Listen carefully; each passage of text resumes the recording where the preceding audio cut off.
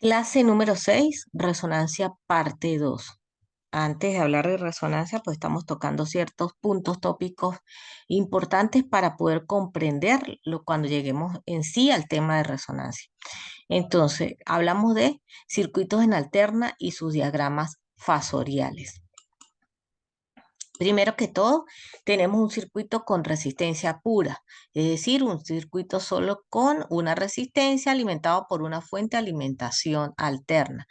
Igualmente podemos observar que el circuito circula igualmente en una polaridad y luego lo hace en la que sigue.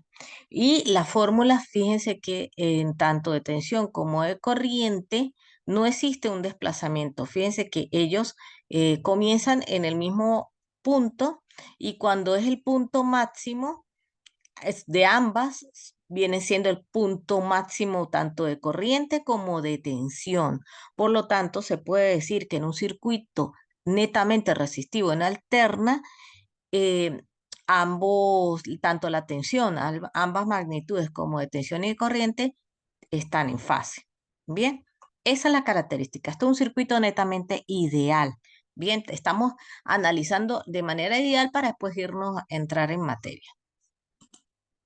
Ahora, ¿qué pasa cuando son, por ejemplo, este es un circuito de vamos a analizar lo que es una inductancia en los circuitos de corriente alterna. Entonces, bueno, es una bobina que está alimentada también por una fuente de alimentación alterna, pero aquí existe una diferencia con respecto a la anterior. ¿Por qué? Bueno, depende de las propiedades del elemento, ¿sí? Entonces, esta es una bobina y la inductancia es la propiedad que tiene el elemento para oponerse a los cambios abruptos de corriente eléctrica. Recuerden que primero ella circula en un sentido y luego lo hace en otro. Esos cambios bruscos, ¿verdad?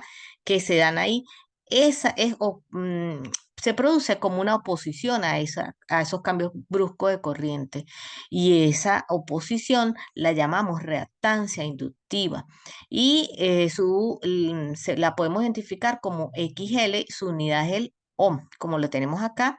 Reactancia inductiva es igual a omega por L. L es lo que es la parte de la bobina, su unidad es Henry, pero XL significa reactancia inductiva y su unidad es el ohm. Entonces, ¿qué podemos decir aquí? Fíjense, volvemos al punto donde la corriente circula por el circuito, ¿verdad? Y en el momento que cambia la polaridad, ella se opone a esos cambios abruptos. En ese momento, ¿verdad?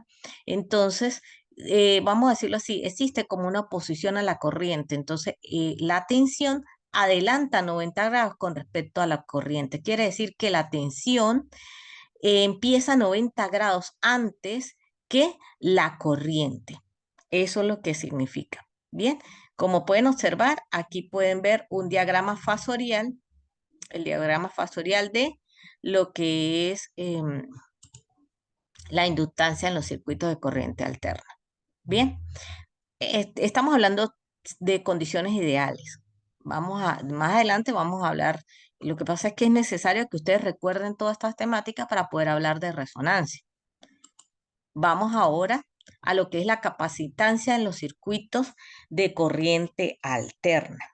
Bueno, la capacitancia, recuerden que es un circuito con un capacitor y alimentado también por una corriente, una fuente de alimentación alterna. Igualmente, él va a circular en un sentido y luego circula en otro sentido. Pero la capacitancia, ¿qué es? Es la propiedad que tiene este elemento para oponerse a los cambios de qué, ya no es de corriente, ahora es de voltaje. Y bueno, hay que, recordando de que cuando es inductancia se opone a los cambios bruscos de corriente. Aquí se opone a los cambios de voltaje. Entonces, inicialmente, pues ella por acá circula la corriente máxima y va a cargar, lo hace en un sentido, lo hace en el otro y va a cargar esas placas, ¿sí? Cuando esas placas estén cargadas, ahí se produce una diferencia de potencial. Mientras, bueno, esa particularidad de oposición la llamamos reactancia capacitiva y su simbología lo vamos a identificar con la letra XC. su unidad es el ohm también. Esta es la fórmula. Y entonces en este caso la corriente está adelantando 90 grados antes con respecto a la tensión, como lo pueden ver en la gráfica. Bien, entonces, es decir, aquí si la frecuencia aumenta, aumenta la corriente. Entonces, eso quiere decir que, vamos a decirlo así, sería directamente proporcional. Ok, ahora va, esto es en condiciones ideales, cabe destacar. Cuando estamos hablando de un circuito de RLC que tiene los tres elementos, resistivos, inductivos y capacitivos, pero vamos a hablar entonces de lo que es impedancia. La impedancia también es en ohm, pero ya estamos hablando de involucrar los tres elementos, que es la reactancia inductiva y capacitiva, que es lo que corresponde a la parte imaginaria de números complejos, y está la parte real. Recuerden que la reactancia capacitiva y la reactancia inductiva van directamente relacionadas en esta fórmula. Y aquí pueden ver el diagrama fasorial que tiene ese circuito. Bien, donde fíjense que BL y BC al restarse, este es el producto, ¿verdad? Del diagrama fasorial, por decirlo de esa manera. Bien.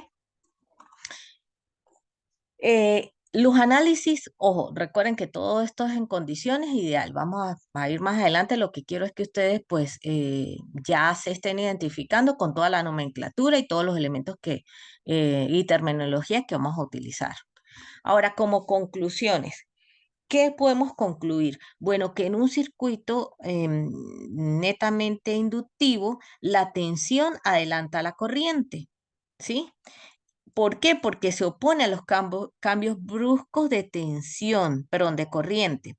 Ahora, en un circuito capacitivo, la corriente adelanta la tensión, ¿sí?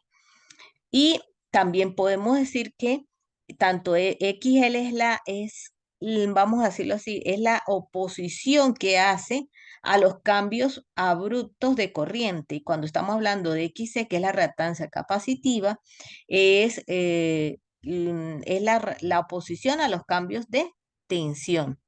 Todo eso es muy importante y recuerden también que cuando estamos hablando de impedancia, pues relacionamos, vamos a decirlo así, la reactancia o la resistencia de manera imaginaria y la real, que es la resistiva netamente.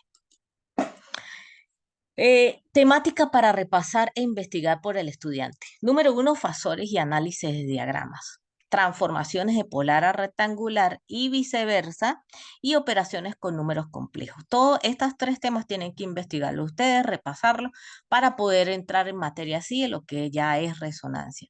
Ya con esto, pues, refrescamos lo que teníamos guardadito en nuestras mentes para poder ya comenzar con la temática en sí de resonancia.